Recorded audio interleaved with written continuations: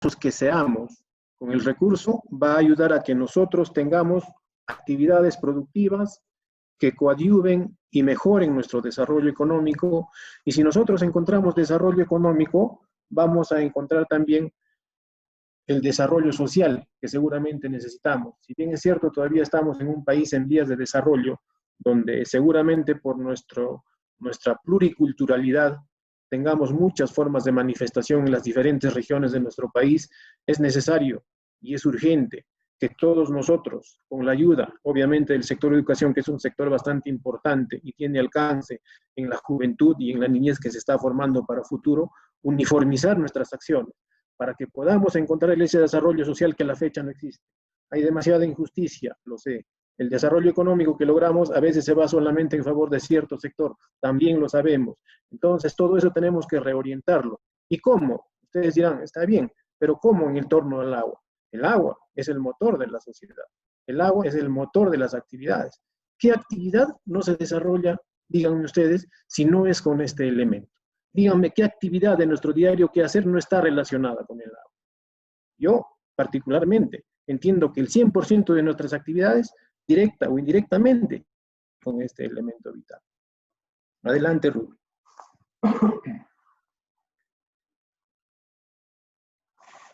¿Y qué es el desarrollo económico? El concepto de economía está relacionado con el buen manejo de nuestros recursos. Y si nosotros queremos alcanzar desarrollo económico, tenemos que mejorar nuestras capacidades de sustento para satisfacer nuestras necesidades, ¿no? Y también eso incide en que en nuestra calidad de vida en el futuro va a ir mejorando de acuerdo vayamos desarrollando económicamente. Ahora, si existe un desarrollo económico de nosotros como dentro de nuestras familias y nosotros como parte de la sociedad, este desarrollo lo trasladamos a la sociedad, seguramente que vamos a encontrar desarrollo social. ¿Y eso qué significa? Que la mayoría, lo iluso, que toda el 100% de la sociedad tenga acceso a servicios básicos de agua potable, de electricidad, de comunicación, de educación, de vivienda. Entonces el desarrollo social, de acuerdo a cómo vayamos logrando el desarrollo económico. Son importantes para que en torno al recurso que nosotros tenemos, y es el agua, entonces podemos también lograr un desarrollo social. Adelante, Rudy.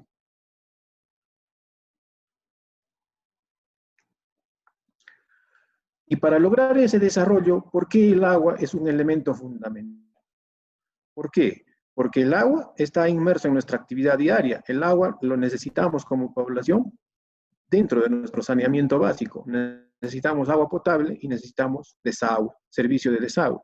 Como población necesitamos de este recurso, ¿para qué? Para que a diario tengamos el sustento básico y podamos sostenernos.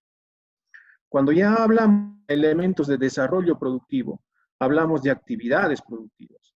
Y las actividades productivas que nosotros conocemos en común son la agricultura, que necesita agua para el riego, la industria, que necesita agua para transformar los recursos, la minería, que necesita el agua para flotar los minerales y para también transformar los minerales, la energía para el movimiento de las centrales eléctricas necesita del agua, la acuicultura, hay mucha gente que se dedica a la crianza de peces y también se necesita el uso para la acuicultura.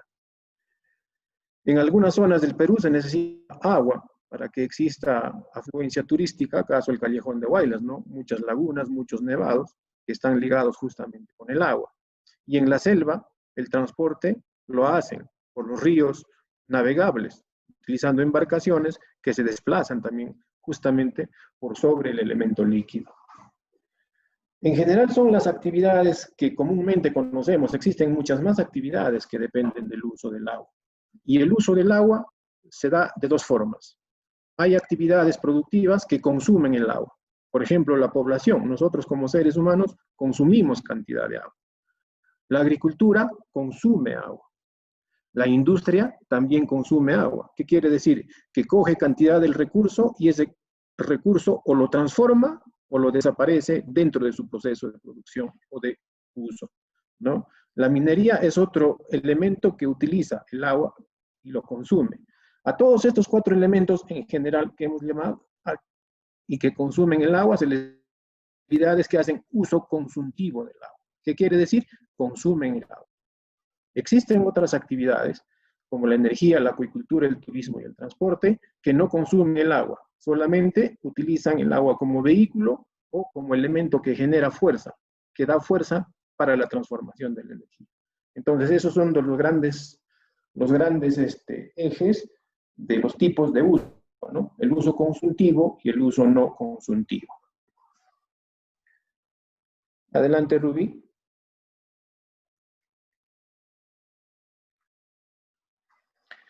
Si bien es cierto que habíamos hablado que el ser humano necesita encontrar un desarrollo económico para lograr un desarrollo social, sin embargo, no debemos dejar de lado otro elemento de este triángulo que es bastante importante, que porque nosotros necesitamos satisfacer nuestras necesidades y encontrar el desarrollo económico, afectemos el ambiente, sería injusto, porque al final el ambiente es quien mueve de manera natural la existencia del agua año a año, renueva el recurso año a año para nuestras actividades personales y para también nuestras actividades de desarrollo productivo. En ese sentido, debe haber un equilibrio entre todo lo que nosotros como seres humanos queremos. Si bien es cierto que queremos lograr un desarrollo económico, para alcanzar un desarrollo social, eso no significa que como seres humanos irresponsablemente afectemos a la naturaleza y desequilibremos la ecología, el ambiente, ¿no? Que también, si es que nosotros responsablemente buscamos un equilibrio, vamos a utilizar racionalmente el agua, no vamos a afectar el ambiente, no vamos a afectar los ecosistemas, porque existe fauna, flora, microbiología que vive y necesita del agua, y que justamente haciendo un desarrollo equilibrado de esos tres puntos de este triángulo, eso es lo ideal, ¿no? Eso es lo que buscamos. Adelante, Ruth.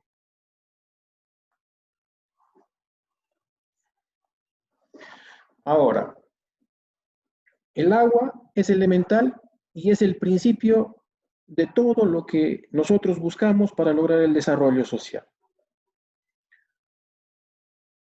Voy a pedir la participación de un par de docentes en este momento para preguntarles qué entienden por seguridad hídrica. Y más o menos para que tengan una idea les doy una pista. ¿Qué ocurriría, por ejemplo, si a nosotros como personas o como personas nos damos cuenta de que en el ambiente, en el entorno, en la ciudad, en la localidad que estamos viviendo, vamos viendo que desaparece el agua? Y en algún momento vemos que el agua ya no está a nuestro alcance, ya no está a nuestra disposición. ¿Cómo reaccionaría? ¿Cuál sería la reacción de nosotros ante esa circunstancia? Dos participaciones, por favor.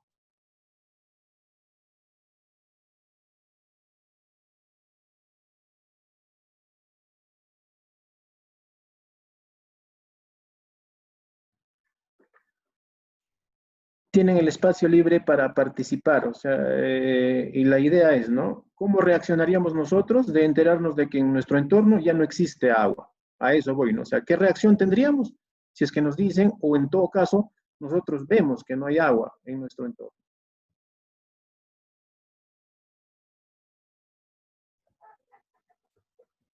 Por favor, colegas, participen, no me hagan quedar mal. En CASMA son muy participativos, vamos a darle. Buenas tardes. Buenas tardes. ¿Me escucha? Ay, no me escucha. Sí, le escuchamos, Continúa, profesor. No ¿sí? tengamos temor. Ya. Manifestemos. No, sino que como estaba saludando quería ver si me estaban escuchando. Ya, bueno, de lo que refiere usted, ¿no? Seguridad hídrica y el ejemplo que daba o las pautas que nos daba para más o menos entender esos conceptos, ¿no? Más o menos me hace recordar lo que usted explicaba con el ejemplo es lo que pasó con la ciudad del Cabo en África, en el continente africano, donde el 2018 se dio la hora cero. No sé si por ahí se enteraron o manejaban ese dato, que es así, ¿no? Que se hablaba mucho, el día cero, que fue el 21 de abril del 2018, donde se había pronosticado que esa fecha y ese año en la ciudad del Cabo se iba a quedar sin agua. ¿Por qué? Por el tema de un uso inadecuado, ¿no? De recurso, en este caso, hídrico. Entonces, a partir de que ya los científicos, ¿no? Y en este caso los encargados de ver estos temas, habían dado esa fecha, la ciudad y en conjunto, ¿no? La sociedad civil, empresas, instituciones, comenzaron a manejar protocolos y comenzaron a manejar, en este caso, procesos para poder, en este caso, cambiar esa fecha, ¿no? Para que ya el 21 de abril no sea, en este caso, el día en que la ciudad del Cabo se quede sin agua. Y entonces la población comenzó a reducir el consumo, comenzó en este caso, a consumir menos, a racionalización, ¿no? Se hizo un racionamiento del consumo de agua. Si antes, por ejemplo, en la ciudad del Cabo se utilizaba 250 litros diarios por persona, comenzaron a reducir el consumo, a racionalizar poco a poco, hasta que llegó el 21 de abril y llegó una buena noticia donde pudieron revertir esa fecha, ¿no? Ese efecto negativo. Entonces, a partir de ese entonces, ya los pobladores o los ciudadanos, ¿no? Comenzaron a tomar conciencia y a consumir o racionar el consumo de agua. Ya estaban racionando y el día cero, bueno, ya no fue el 21 de abril, ¿no? Y ahorita Ciudad del Cabo tiene agua, ¿no? Por una serie de factores, ¿no? Explotación del agua, hubo sequías, entonces comenzaron a valorar el recurso, comenzaron a tomar medidas, procesos más adecuados para poder tener un adecuado recurso, ¿no? Hídrico. Entonces, seguridad hídrica más o menos lo veo por ahí, ¿no? Que manejar en este caso la cantidad o la capacidad que tiene en este caso una área geográfica de agua y poderla administrar de una manera adecuada para que el recurso pueda ser, o el uso pueda ser sostenible, ¿no? Gracias es cierto, los seres humanos buscamos seguridad hídrica y en ese entonces la ciudad que usted señala estaba tomando medidas para no perder la seguridad hídrica. Sin embargo, en un caso extremo, y con el ejemplo que yo les daba, en el caso extremo de que ya no encontremos esa seguridad hídrica, o sea, no tengamos la seguridad de que en el lugar donde estoy no voy a tener abastecimiento de agua, ni de parte de la naturaleza, menos de parte de nosotros mismos de manera artificial, o sea, no voy a encontrar agua allí. En el caso extremo que eso ocurriera, ¿qué va a pasar como comportamiento humano? Que nosotros seguramente vamos a ver, ahí quiero que me ayuden. Nosotros, ¿qué haríamos cuando ya no hay agua? En el caso extremo, ya no encuentro agua. En el ejemplo que nos dio Leonardo, el profesor Leonardo, escuchábamos que se tomaron medidas antes de que desaparezca el agua y empezaron a tomarse medidas de control. Sin embargo, pongámonos en el hipotético caso de que no se tomaban esas medidas y desaparecía el agua. Como reacción pronta, ¿qué iba a hacer el hombre? A ver qué me dice la profesora Nina Valero.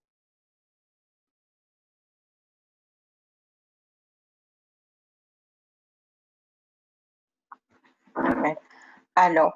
La seguridad hídrica es que toda la comunidad tiene que tomar conciencia desde ya en controlar o hacer el uso racional, se puede decir, lo que es necesario, porque, por ejemplo, acá en Yaután, muchas veces lo dejamos los caños o abierto y se va el agua en la parte baja, por ejemplo.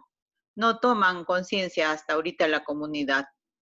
Entonces, no tomamos, no valoramos que es un recurso vital de suma importancia para la humanidad. Entonces, es así. Tenemos que tomar conciencia desde la familia, la comunidad, las autoridades y sobre todo, ya pues, ahorita ya no tenemos agua en el río de Yaután, por ejemplo. Ya la gente está desesperado, cómo regamos, el turno, etcétera, ¿no? Entonces, en el pueblo mismo hay una hora, se va rápido. Entonces, yo creo que es interesante el tema y por ahí es una idea sobre la seguridad que todos tenemos que asumir. Gracias, profesora. Tal vez no me había dejado entender qué ocurre como reacción humana cuando ya no encuentra agua en su entorno? Seguramente que va a migrar. Seguramente que como reacción pronta se va a ir detrás de donde puede encontrar prontamente ese recurso.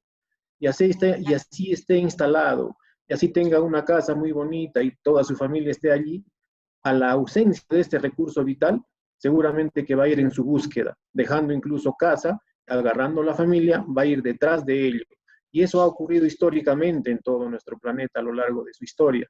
La gente ha ido migrando, tal como ha ido seguramente desapareciendo el agua de los lugares en donde en algún momento hubo asentamiento. ¿Y por qué es importante la seguridad hídrica? Porque con el agua vamos a ¿qué? Producir alimentos. La seguridad hídrica, es decir, el tener cantidad de agua suficiente para cubrir nuestras necesidades, nos va a también asegurar de que en el futuro nosotros tengamos el recurso para tener alimentos. Lo que decía la profesora, ¿no? La agricultura produce alimentos. Si no hay esta seguridad alimentaria por escasez de agua, seguramente que la población también va a ir en búsqueda de alimentos hacia otro lugar. Entonces es importante tener agua, ¿para qué? Para tener alimentos.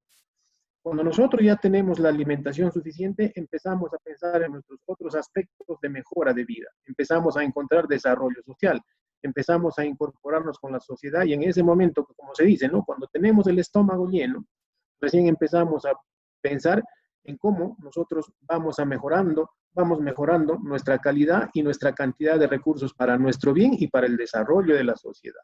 Esto va a la par con el desarrollo económico, porque de haber agua suficiente, de haber producción suficiente, vamos a ir mejorando seguramente la cantidad que se produce, no solamente en la agricultura, sino en todas las actividades que les señalé anteriormente, y vamos a encontrar desarrollo económico. Miren, ve, todo este círculo gira a partir de ¿qué? De que encontremos seguridad hídrica. Y eso tenemos que tenerlo bastante claro, ¿no?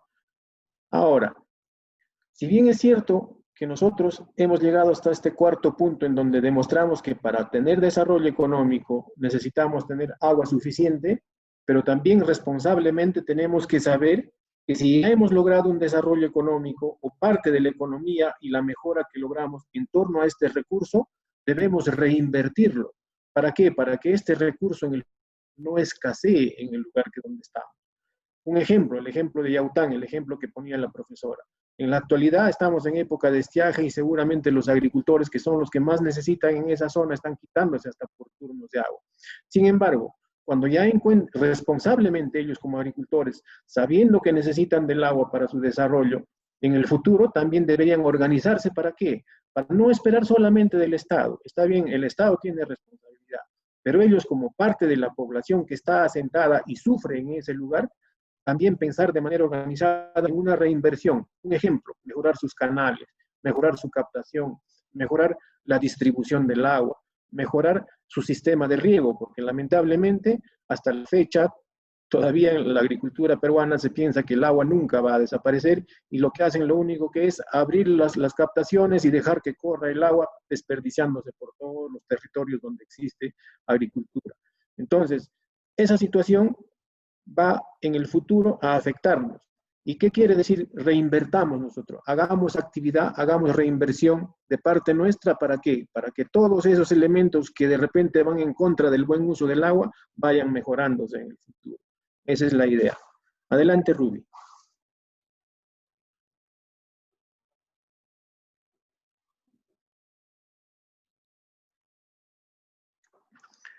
Y así como hemos estado hablando de qué es lo que debemos hacer, debemos también conocer cuáles son los problemas más grandes que giran en torno al uso y al abuso que hacemos de este recurso. Uno de los factores que incide mucho en que año a año tengamos menos cantidad de agua disponible para nuestras actividades es el cambio climático. Si bien es cierto, el cambio climático responde a una serie de factores externos a nosotros, pero también como seres humanos debemos de saber que este cambio climático se está acelerando por la mala actitud de los países desarrollados, de los países industrializados, quienes aportan con gases tóxicos a la atmósfera y estos gases impiden que los rayos de luz que llegan a la Tierra vuelvan hacia afuera de la atmósfera tan prontamente. ¿Y qué es lo que ocurre? Al no volver estos rayos de luz por efecto de rebote hacia afuera de la atmósfera, se concentran en esas partículas minúsculas de gas que están dentro de la atmósfera. Y al concentrarse ese calor en cada una de esas partículas minúsculas, en la temperatura ambiente cada vez va evolucionando, va creciendo. A eso se llama el efecto invernadero. ¿Qué quiere decir? Nuestra atmósfera está funcionando como un invernadero, que está albergando calor y que no deja escapar el calor. ¿Por qué? Porque esos gases que están concentrados allí no dejan justamente que el calor retorne hacia la zona de donde ha provenido. Otra problemática asociada a los recursos hídricos es la desertificación. La necesidad de asentamiento, la necesidad de crecimiento de la población hace que muchos espacios donde estaban ocupadas antes por áreas verdes estén ahora ocupadas por población. En otros espacios, como en la sierra o en la selva, por ejemplo, zonas donde antes encontrábamos vegetación, por la extensión de la actividad humana, se van quedando sin esa protección vegetal y se van convirtiendo en enormes desiertos. A eso se llama la desertificación. O sea, zonas donde antes había producción de fauna o flora, ahora están prácticamente desoladas, porque la actividad humana ha hecho que desaparezcan estos recursos, más aún la flora, y estos espacios vayan quedándose abiertos a manera de desiertos, donde incluso ya las gotas de agua de lluvia cuando caen no pueden ser contenidas e inmediatamente generan problemas más abajo, ¿no? Otro problema es los vertimientos que nosotros como humanos hacemos de todo lo que consumimos. Es decir, nosotros utilizamos el agua y lo pasamos por el desagüe y sin ningún tratamiento, a veces sin ningún tratamiento, sin ningún paso por una planta de tratamiento, van directamente a las fuentes de agua. Vamos contaminando el recurso. De igual forma, las actividades industriales, mineras, agrícolas, que vierten sus aguas a las fuentes naturales, las contaminan y hace que sea otro problema asociado al recurso. El arrojo de la basura directo a las fuentes de agua es otro problema asociado al recurso. La necesidad de vivienda hace que pobladores que no tienen casa también invadan espacios, cauces, fajas, donde el río en algún momento circula, ¿no? Y también es otro problema asociado a ello. ¿Por qué? Porque esa población en algún momento va a tener el problema de desastres o corre el riesgo de perder vida, corre el riesgo de perder vivienda, corre el riesgo de perder materiales que están justamente por el paso del agua. Es otro problema. Y un problema grande que está asociado no solo a la agricultura, sino a todos nosotros, que es el uso ineficiente. Siempre usamos abundante agua para todos nuestros quehaceres y creemos pues que el recurso siempre va a estar disponible. Adelante, Rubí.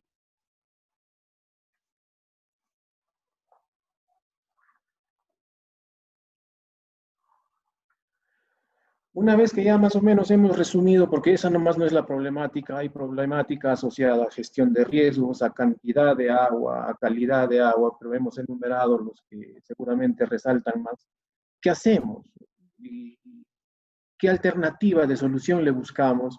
Porque el uso del agua no solo depende de que venga la autoridad y te imponga y te diga, ¿sabes qué? A partir de ahora tú utilizas así, sino más pasa por la mejora de la cultura y de la conciencia del ser humano, ¿no?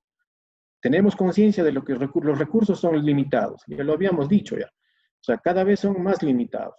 Si nosotros vemos las cordilleras a nivel mundial, y más aún acá cerca, en Ancash, vemos la cordillera blanca, ya a la fecha tenemos una reducción del 50% de la masa de agua que se tenía antes. Es preocupante que el otro 50% no se sabe hasta cuánto más puede soportar para darle subsistencia a todo este espacio.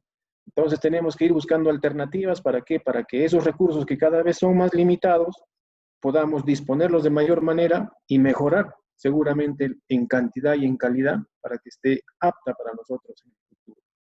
Ya dijimos, estos recursos no solamente pues están escaseándonos en cantidad, sino si tenemos una gota de agua, vemos que esa gota de agua a lo mejor ya está contaminada y no va a servir para satisfacer nuestras necesidades, ¿no?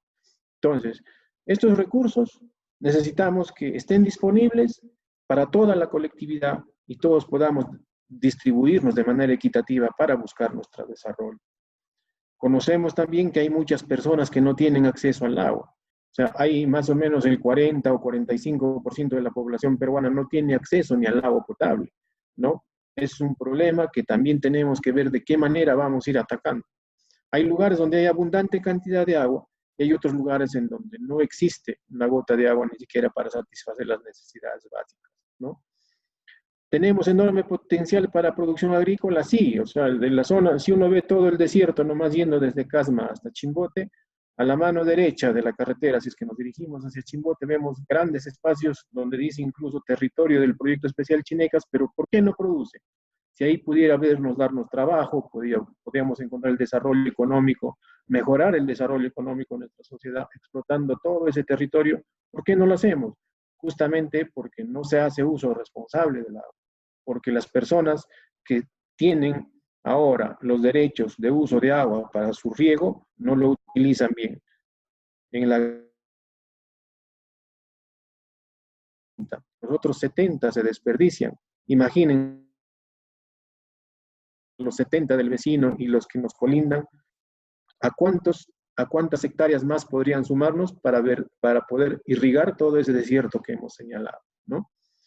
¿Y por qué utilizamos mal el agua? Porque tenemos una cultura ancestral que nos ha enseñado de mala manera de que el riego es solamente abrir una toma y dejarlo que corra el agua por encima de la superficie del agua. No es así. Debemos utilizar el riego tecnificado, que es una alternativa. Y finalmente debemos de saber que no solo es el agua subterránea que existe en no solamente es el agua superficial que existe en nuestro planeta, también está el agua subterránea, aquella agua que discurre por debajo de donde nosotros pisamos el terreno, en el subsuelo, el cual es de pozos y de maneras de explotación que tengan que ver con pozos tubulares, extracción con motores, que en muchos de los casos, en esta época de estiaje, lo usan los agricultores y todos los que necesitan como alternativa, ¿no?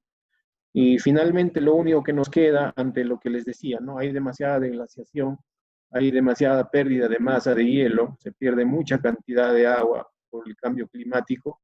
Entonces, ¿qué tenemos que hacer? Solamente adaptarnos al cambio, porque ya como seres humanos nos es imposible generar masas. Ese problema ya no está, la solución de ese problema ya no está al alcance del ser humano. Lo único que nos queda es aceptar que se está existiendo ese cambio, aceptar que están habiendo enormes pérdidas de agua, pero responsablemente asumir actitudes que nos lleven a adaptarnos al cambio climático. Adelante, Rubén. Y uno de los puntos como para tomar conciencia y empezar a tener actitud en una mejor cultura del agua, en un mejor aprovechamiento de este recurso es el tomar conciencia. El conocer qué es lo que hay detrás de cada producto que nosotros utilizamos. En ese sentido, este término huella hídrica, que ya no es tan nuevo, es un término que nos ayuda bastante a concientizar a la población para que conozcamos que detrás de todo producto, detrás de un lapicero, detrás de un peine, de un lente, de una hoja de papel, existen volúmenes de agua que han tenido que utilizarse para que ese producto esté disponible para nosotros como humanos, ¿no? En la mañana, por ejemplo, les ponía como ejemplo a los docentes que detrás de una hojita de papel A4 existen entre 20 a 25 litros de agua que se han tenido que esa hojita esté disponible a nosotros para nuestras actividades. ¿Y por qué? Porque esa hojita de papel, si bien es cierto, nosotros lo vemos fríamente y lo utilizamos en nuestros escritorios, esa hojita de papel ha tenido que existir una producción forestal de cierta cantidad y esa producción forestal ha necesitado en su etapa de vida cierta cantidad de agua. Para que se convierta en hojita de papel ha tenido que sufrir un proceso de transformación de carácter industrial. Y en ese proceso también ha habido cantidad de agua que se ha movido para que al final esa esté disponible para nosotros. En ese sentido, la huella hídrica, en términos coloquiales, en términos amigables, es todo el volumen de agua que se utiliza para que cierto producto esté disponible en favor de nosotras, las personas, ¿no? Entonces, esta huella hídrica es un indicador, ya para el manejo técnico, es un indicador que nos dice cuáles son los impactos por el uso del agua para la elaboración de un producto, ¿no? O sea, cuánto de agua nosotros le hemos quitado al ambiente en total. ¿Para qué? Para que cierto producto esté a nuestro alcance. Adelante, Ruby.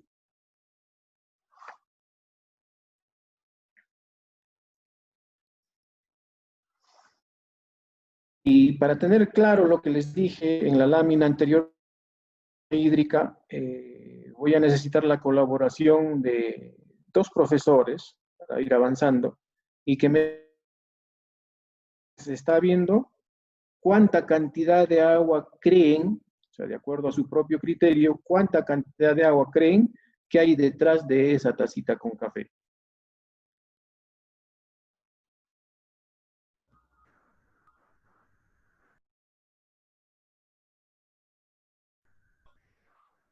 Aló. Profesores, libremente a ver si... Sí, siga. Bueno, en el caso de la taza de café,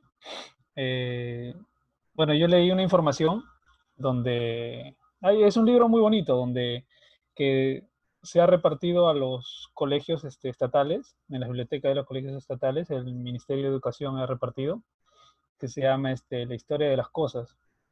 Y ahí nos habla de muchos casos y de datos, de estadísticas de lo que usted nos está proporcionando, ¿no? Y en el caso de la taza de café, hablaba de que para la producción de una taza de café se necesitaba de 136 litros de agua. Aunque aparentemente, ¿no? Nosotros estamos pensando en un volumen de aproximadamente 250 mililitros, seguro, ¿no? Pero en la producción, como usted indicaba, se calcula, ¿no? Se va a calcular todo el agua que se necesita en el proceso, ¿no? Para el cultivo del café, para la siembra, para la cosecha y para el transporte, ¿no? Entonces se calcula que para una taza de café se necesita 136 litros de agua. Sí, está aproximado a lo que también se tiene aquí como información a compartir.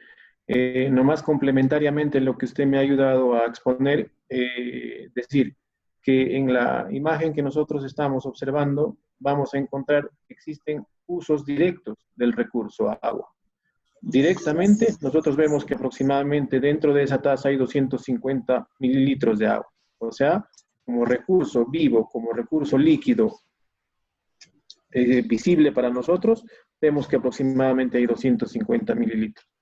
Sin embargo, detrás de esta tacita de café hay otros elementos más que no los estamos viendo, pero sí indirectamente están participando. Por ejemplo, en esta tacita seguramente para endulzar el café hemos utilizado azúcar.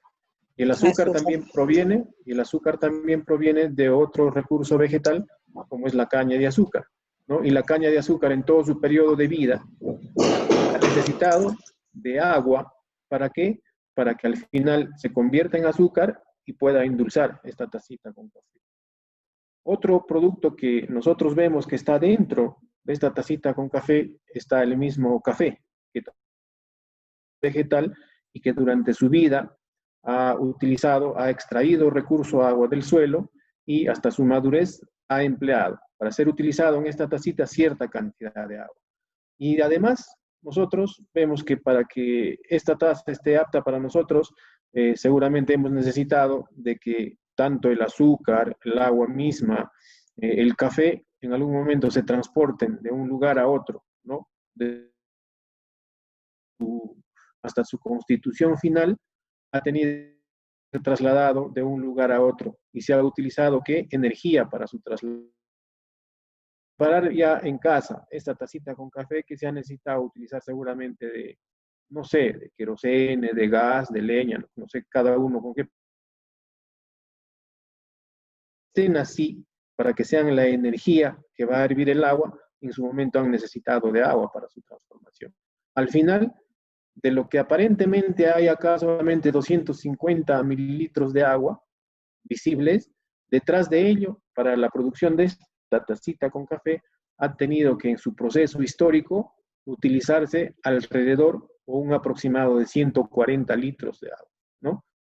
Es igual, cada cosita que nosotros veamos en nuestro entorno ha necesitado para su transformación o para su configuración final o para cualquiera de sus procesos utilizar cierta cantidad de agua. Adelante, Rubén. Y más ejemplos, ¿no? Así como hemos hablado detalladamente de la tacita con café, digamos que para que se produzca 1 kilo de carne de res, se ha necesitado en la historia procesar una cantidad de 15.400 litros de agua para 1 kilo de carne de res. ¿Por qué? Porque seguramente, ustedes saben, la carne de res necesita de que el animal esté maduro, el animal en toda su historia consume directamente agua, el animal respira, el animal consume alimentos vegetales y durante toda su época de vida, seguramente hasta que pueda producir este kilo de carne de res, ha consumido aproximadamente 15.400 litros de agua.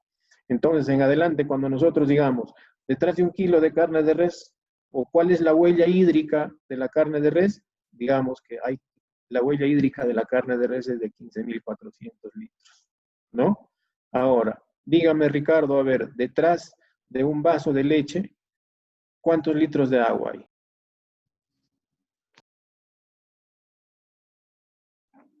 Bueno, en un vaso de leche, y la cantidad exacta de la información está aquí también, es cuestión de verla y a ver si hemos entendido lo que es la huella hídrica. a Ubique nomás 250 dónde está el vaso de leche y dígame cuánto de huella hídrica tiene el vaso de leche. 250 litros. No, La pero profesora Margarita Chinchay, a ver, detrás de 1 kilo de maíz, ¿qué cantidad de agua consumida hay?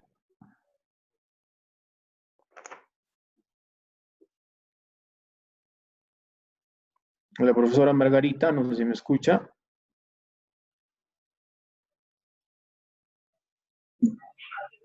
Sí, la escucho. Es 1.222 litros. Entonces, ahora, a partir de ahora, digamos que la huella hídrica de 1 kilo de maíz está aproximadamente a 1.222 litros de agua. Y quisiera que me explique detrás de una camisa de algodón, cuántos litros de agua hay y cuál ha sido, por qué cree que hay tanta cantidad de agua detrás de ello. Esa pregunta se la hago a la profesora Melissa Ortiz, no sé si está por ahí.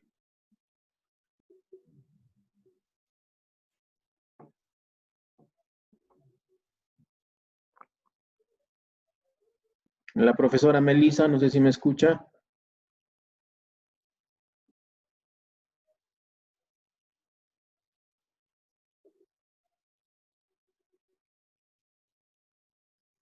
En su defecto, la profesora Emily.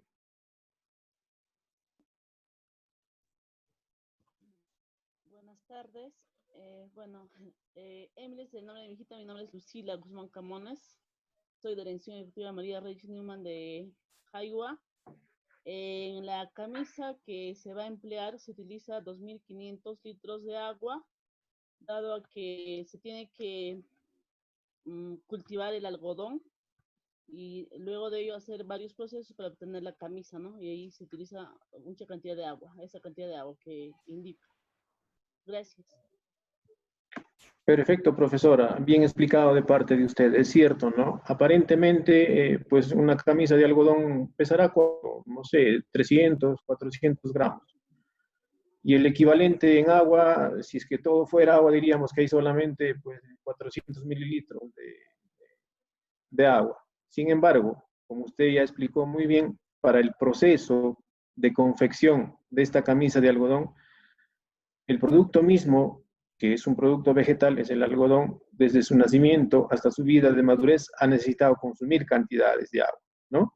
Y así este cuadro nos pone como ejemplos bastante saltantes de que cada uno de los productos más importantes que están en nuestro día a día han consumido cantidades de agua enormes, a las cuales le vamos a llamar a partir de ahora huella hídrica.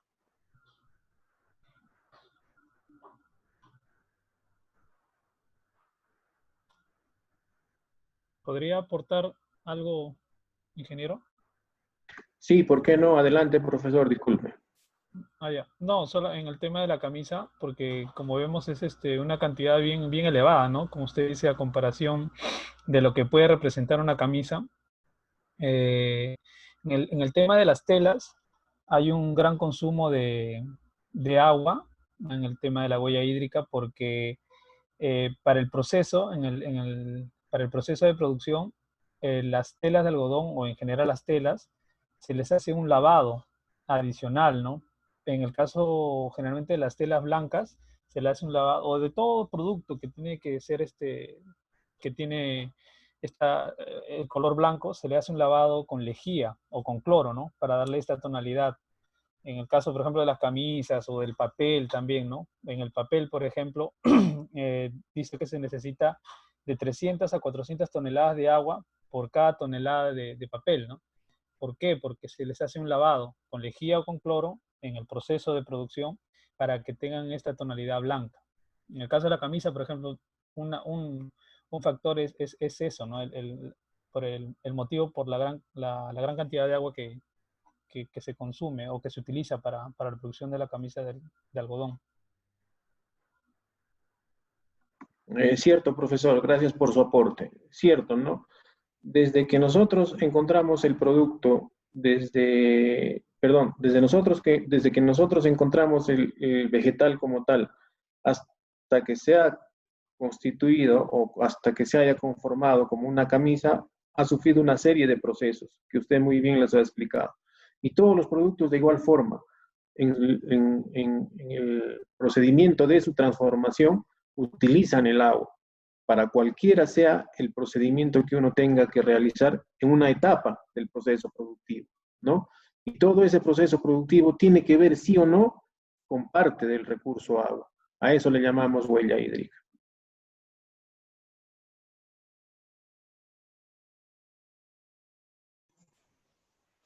Mi batería está baja, sácame el cargador, por favor.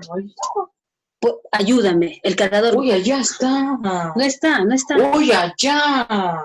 Juan, ayúdame, que voy a hacer una pregunta acá. Mano, ¿puedes pararte allá? Corten su micrófono. Corten su micrófono. Ruby, ¿me escuchas? Ayúdame a pasarle la diapositiva, por favor.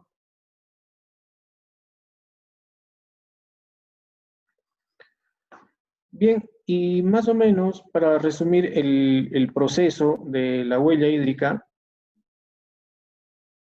y hacer el conteo de cuánta cantidad de agua hay por cada producto, y ya se han hecho trabajos de investigación, ya se tienen aproximados por cada uno de los productos que conocemos, cuál es la huella hídrica de cada uno de ellos.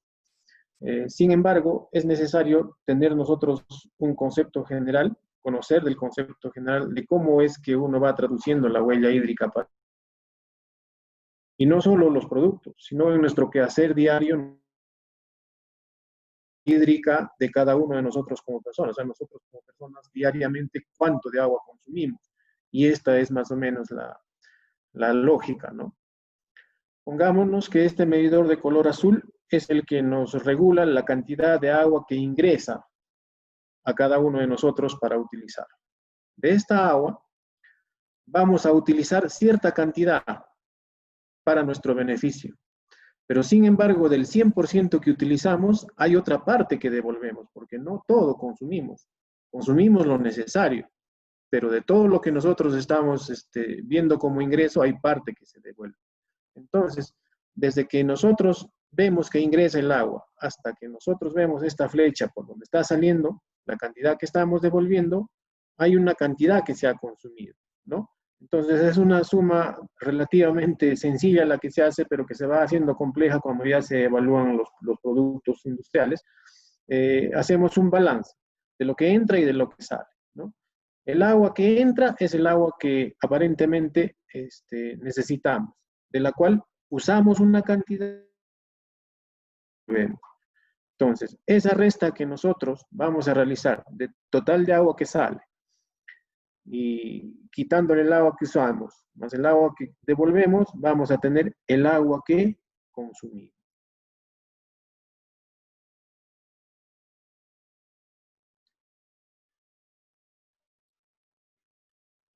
Y más o menos ya numéricamente, veamos que esta es, digamos, una vivienda de, no sé, de una X persona, solamente como ejemplo. Una vivienda que vemos que tiene, pues, en su patio tiene una piscina, y seguramente dentro de esta vivienda encontramos que tiene servicios higiénicos, cocina, y también tiene un carrito por ahí, ¿no? O sea, es una vivienda familiar de una X persona que a diario utiliza agua, ¿no? Entonces, para hacer un ejemplo de cómo se hace más o menos el cálculo de la huella hídrica de una vivienda, nosotros utilizamos este ejemplo. Digamos que a esta vivienda cisterna por una cantidad de 10 metros cúbicos. Y por el sistema de agua potable, o sea, de la población, por las tuberías, recibe también 15 metros cúbicos en totalidad, ¿no? Sumamos 15 más 10 y todo el agua que está entrando para que en esta casa puedan cómodamente vivir es un total de 25 metros cúbicos que tiene de oferta como ingreso. Y de ahí van consumiendo, ¿no? Consumen en los servicios higiénicos aproximadamente 5 metros cúbicos. En la cocina utilizan 5 metros cúbicos.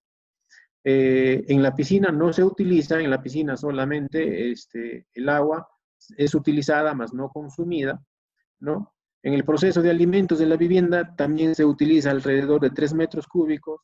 Y para lavar el auto no consume el agua, simplemente lo utilizan para lavar el auto alrededor de 2 metros. Entonces, si yo conozco más o menos todo el agua que estoy utilizando dentro de mi vivienda, puedo hacer un balance en mi vivienda. Entonces, encontramos que existen más o menos 25 metros cúbicos como ingreso a mi vivienda. Ahora, consumo y voy restando, ¿no? El total de agua que ingresa a mi vivienda es de 25. Ayúdame, Ruby, pásalo, por favor. Dale un clic a la diapositiva.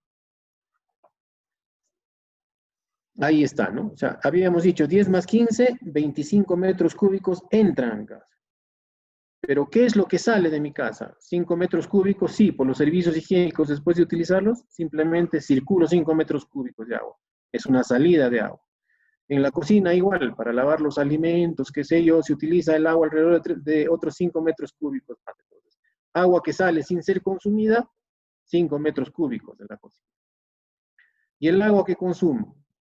La piscina ya se contabiliza como consumo porque después de ser utilizada, después de un tiempo, no sé, 2 o 3, 4, 5 días que se utiliza dentro de una piscina, esa agua ya no es válida para otro uso.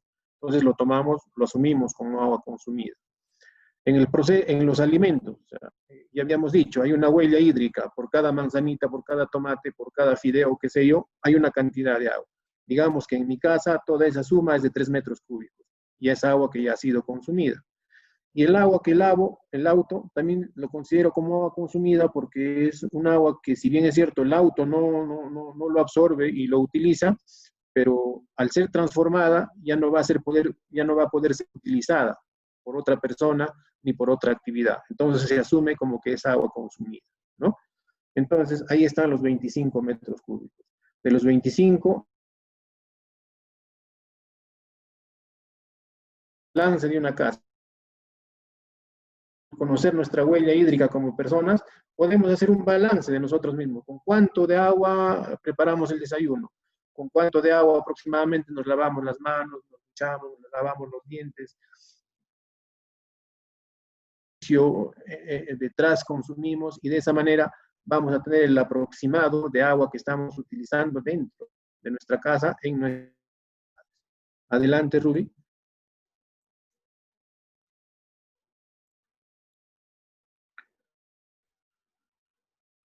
Como resumen ya de todo lo que hemos expuesto, diremos, como huella hídrica vamos a encontrar que existe consumo directo de agua, o sea, como H2O consumimos agua en su estado líquido, en la mayoría de veces, e indirectamente también se consume, ¿no? ¿Por qué? Porque un producto final ha tenido que sufrir todo un proceso de uso de agua. Ha utilizado una cadena de suministros, como en el caso del café, ¿no? ¿Qué ha necesitado para tenerlo como tacita de café? Necesita de azúcar, necesita del café mismo, necesita de haber servido el agua, necesita de la cerámica que lo contiene. Entonces, una cadena de suministros que están dentro del proceso para que nosotros tengamos esa tacita de café. ¿Se ha utilizado energía? Sí. No sé con qué se ha hervido el agua, pero se ha utilizado energía. Y para que ese café, ese pote, esa vasija con café que haya llegado de una tienda a nuestra casa, ¿qué es lo que lo ha tenido que llevar? El transporte, ¿no? O sea, desde que ha sido café hasta la fábrica, desde la fábrica hasta la tienda y desde la tienda a nuestra casa, qué sé yo, se ha necesitado transporte y el transporte utiliza también combustible. Y el combustible, para que como huella hídrica vamos a su consumo directo más el consumo indirecto que hay en la producción de cierto producto, valga la redundancia. Adelante, Ruby.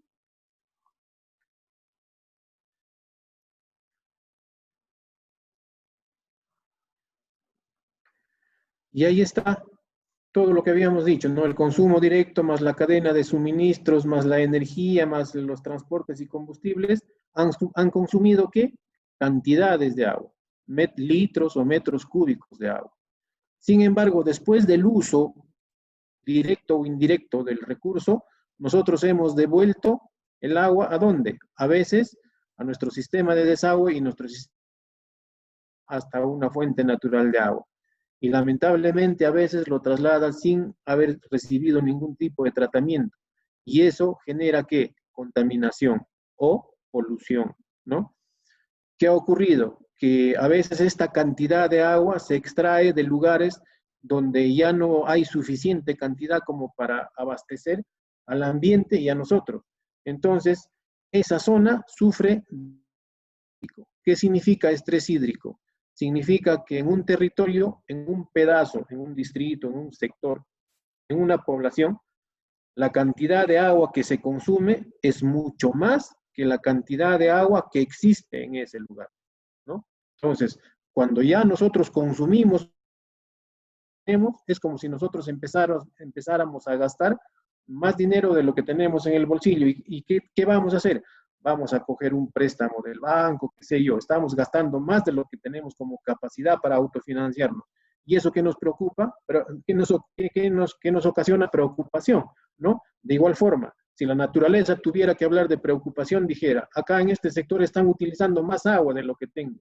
Y como ya no puedo sacar más, empiezo a sufrir de estrés hídrico. O sea, los demás elementos de la naturaleza empiezan a sufrir por esa cantidad de agua. Y la foto es bien, esta imagen es muy evidente, ¿no? Nos dice que ya se está extrayendo agua a tal punto de que el suelo tiene mucha sequedad, miren, ¿no? Ya se está cuarteando incluso el territorio. Ese es el estrés hídrico. Y si nosotros hemos generado esta polución y el estrés hídrico, vamos a afectar, obviamente, a la salud humana, ¿no? Porque esta agua contaminada va a hacer daño directa o indirectamente al ser humano. No creo que haya alguien que lo consuma. A veces sí, ¿no? En ejemplo, o sea, en la serranía del país y no solamente en el Callejón de Huaylas, las poblaciones de la sierra hacen que sus sistemas de desagüe directamente caigan sobre los ríos. Pero aguas abajo de la sierra, el agua sigue circulando y es tomado por otras poblaciones que están mucho más abajo, ¿no? Entonces, eso podría afectar la salud humana si es que no hubiera una transformación o un tratamiento del agua antes de su nueva toma, ¿no? El estrés hídrico va a afectar los ecosistemas. ¿Por qué? Porque al faltar el agua en nuestro entorno, los vegetales y la fauna que también necesitan del agua van a ir desapareciendo y van a ir sufriendo, ¿no? Esa es la dimensión humana y ambiental del recurso hídrico. Adelante, Ruby.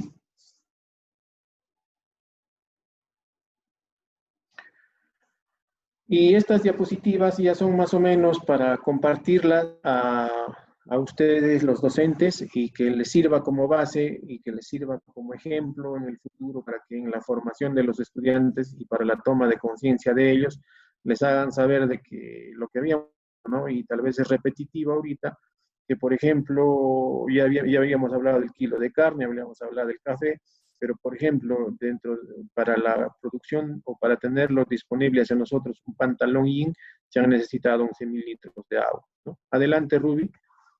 La siguiente diapositiva igual nos da idea gráfica de qué cantidades de agua se necesitan para cada uno de los productos que vemos escritos. Por ejemplo, una tonelada de petróleo necesita alrededor de 10.000 litros de agua. Un periódico, ¿no? Un diario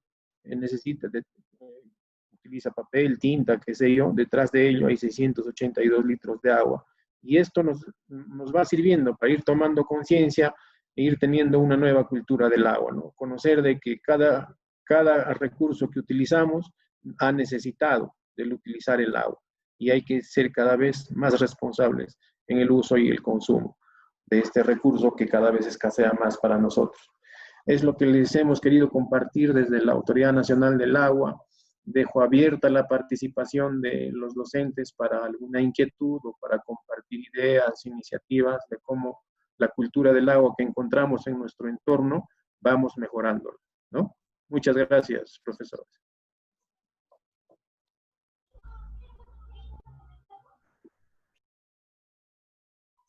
Agradecemos la exposición del ingeniero John D. Cáceres. Maestros, quedamos atentos a las preguntas, por favor. Si alguno de ustedes tuvieran alguna duda.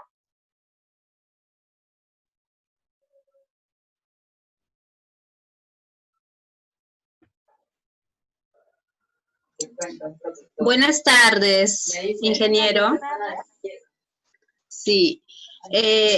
Quisiera, no sé si llamarle que me aclare o que me dé alguna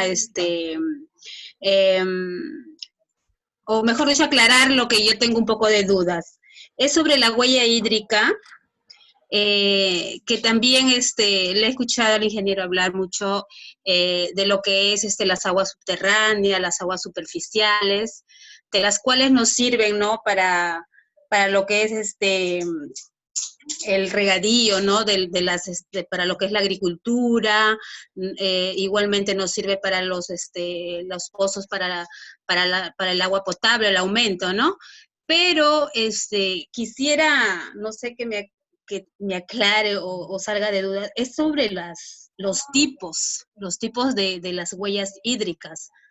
Es cierto que la huella hídrica azul, por llamarlo así, es lo que nos sirve para lo que es nuestro consumo doméstico o también para la agricultura. Ya saliendo un poquito fuera del tema de la huella hídrica, hay que tener claro el concepto de huella hídrica, ¿no? La huella hídrica, en términos mucho más fáciles, es la cantidad de agua que uno utiliza o el ser humano utiliza para producir y transformar y esté apto para ser consumido o usado por otras personas o por nosotros mismos, ¿no? O sea, es toda el agua que se ha utilizado para transformar, para generar un producto. Esa es la huella hídrica. Ahora, lo que usted está buscando que uno le explique es sobre las calidades, los estándares de calidad de agua que nosotros encontramos en la naturaleza. Tenemos dos fuentes de agua principales, la superficial, que es la que utilizamos comúnmente, y la subterránea. Ahora, de acuerdo al uso que uno le va a dar al agua, los va clasificando. Cuando hablamos de aguas azules, son todas las aguas que van a estar aptas para ser consumidas directamente por el ser humano, ¿no? O sea, el agua azul es el agua que está apta para el consumo humano, ¿no? El agua verde es aquella agua que va a ser utilizada solamente, ¿para qué? Para la producción agrícola, para la irrigación, para la vegetación y para la subsistencia de la flora sobre la superficie de nuestro planeta. Y tenemos la otra agua, que es un agua ya de baja calidad y que le denominan el agua gris, que es un agua que lamentablemente ya ha sido contaminada por su propia naturaleza al circular por el territorio, la superficie de la Tierra, va aglomerándose de minerales, qué sé yo, de tal forma que no pueden ser consumidas ni por las personas ni por las plantas. Gracias, ingeniero. Gracias. Si tuvieran otra consulta, maestros.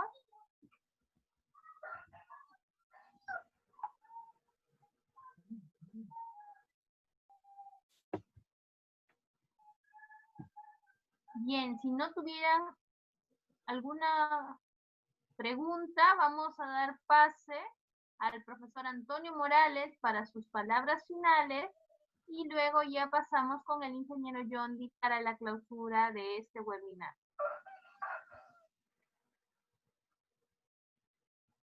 Muy bien, Rubí, muchas gracias, ingeniero.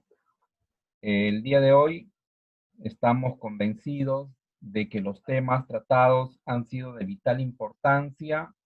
Por lo tanto, queridos colegas, queridos maestros, esperamos que lo aprendido el día de hoy, ustedes vuelquen hacia sus estudiantes, porque ellos tienen que conocer el camino de la huella hídrica que vamos dejando en nuestro trayecto. El uso de las diferentes herramientas o materiales que nosotros ejecutamos, que tenemos, obedece a este patrón. Entonces el alumno tiene que saber, ustedes ya en sus contenidos que desarrollan vía web o virtualmente con sus estudiantes o de manera remota, pueden desde el área abarcar estos temas para que ellos tengan conocimiento. Ya está programado con Rubí hacer trabajo con los estudiantes.